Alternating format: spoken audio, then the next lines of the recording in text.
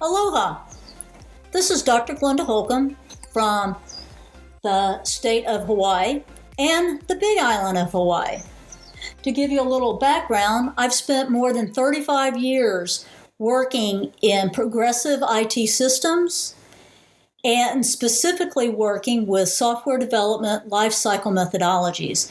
And that's what I want to do the podcast on today. The SDLC.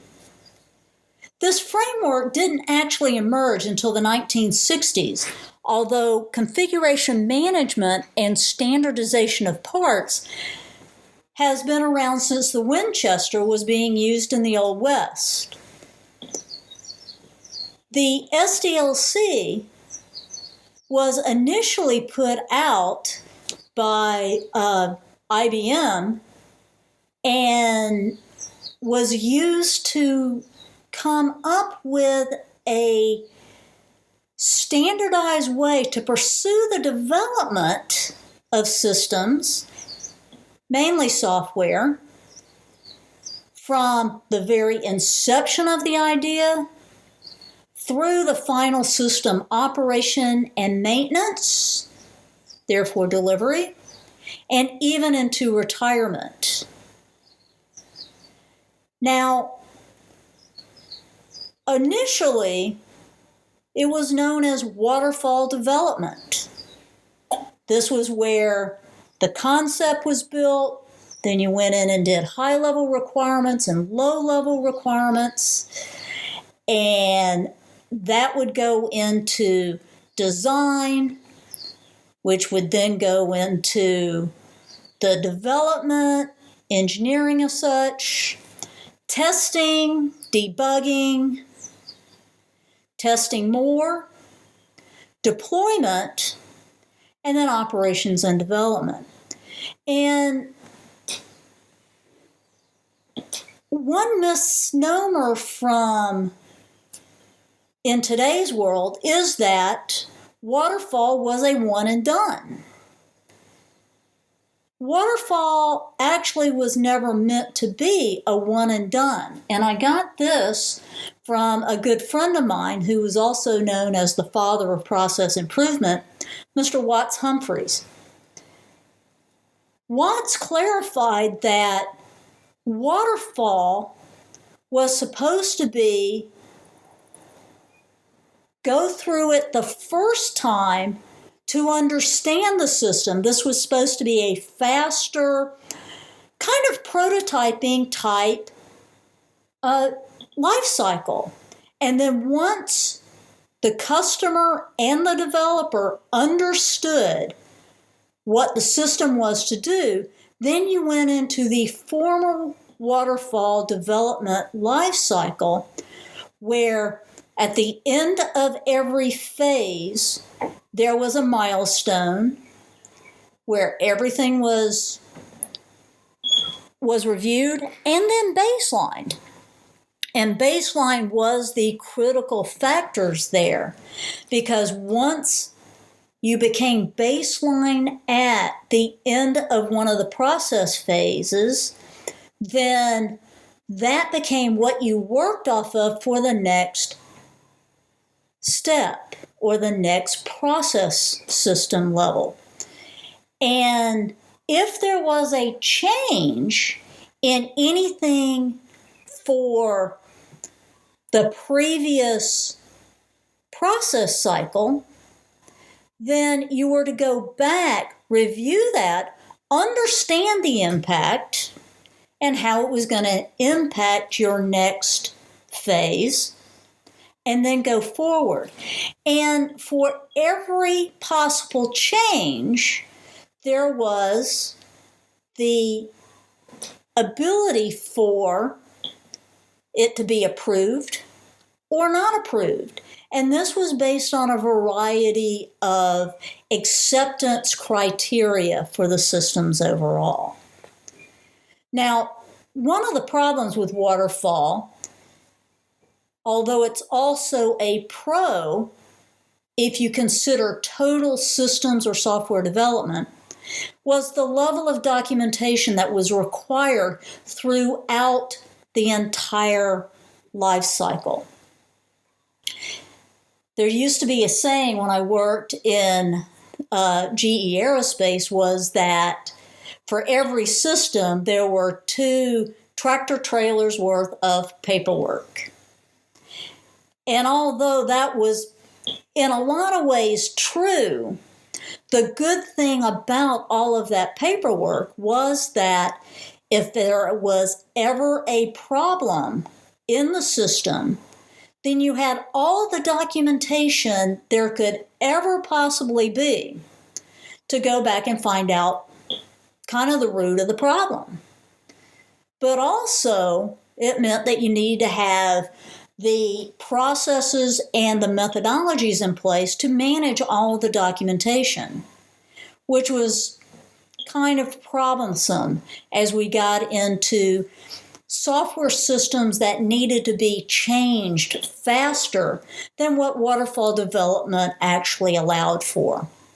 So waterfall actually then matured or changed into methodologies known as iterative development, incremental development, evolutionary development, spiral development, and then on smaller systems, there was the rapid application development.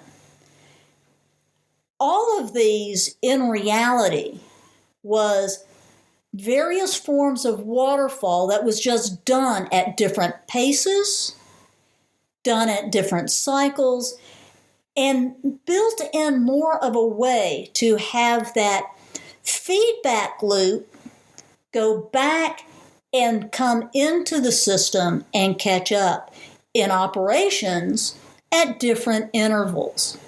It was also easier for systems to be debugged when you were doing an iterative or an evolutionary process. Now, the problem with a lot of these more traditional development cycles was that it took a lot of time to get the systems up and out and operational to where our users could use it.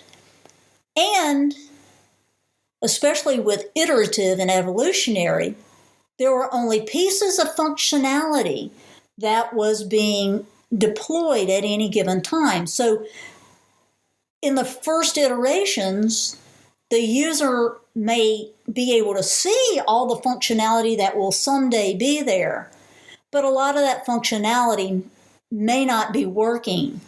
And that really frustrated a lot of users. And as software development languages became easier and faster, then it became more essential to be able to do systems, especially web-type systems, in a faster way. Therefore, Agile and the Agile Manifesto was born. Now, Agile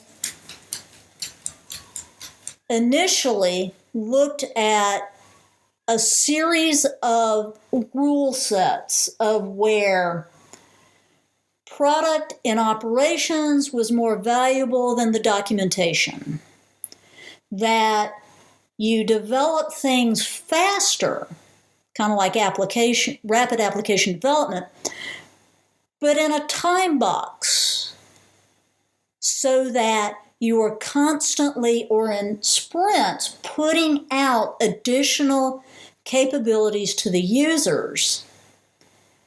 But when the users got a new delivery, they didn't see all the functionality that was going to be available. What they saw was just what was working right then. Now, the pros about Agile, in Agile, there's really an umbrella of a lot of different development methodologies, such as rapid application, user stories, Scrum, dynamic systems development, team software, and actually extreme programming is also a part of under the Agile umbrella. Now, as Agile has become more popular, then part of our issue has been, as developers left the development team, there may not be documentation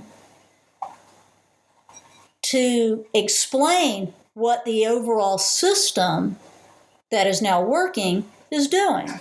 So if there is a bug, it's very hard sometimes to go back and see what the problem is.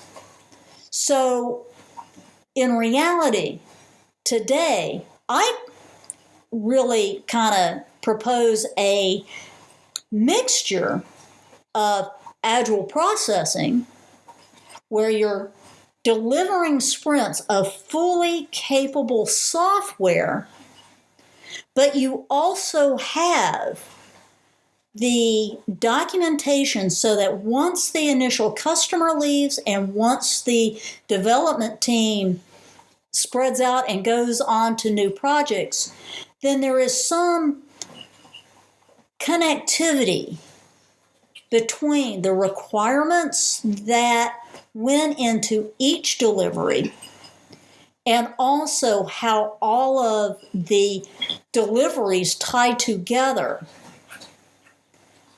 and how they work all in the end.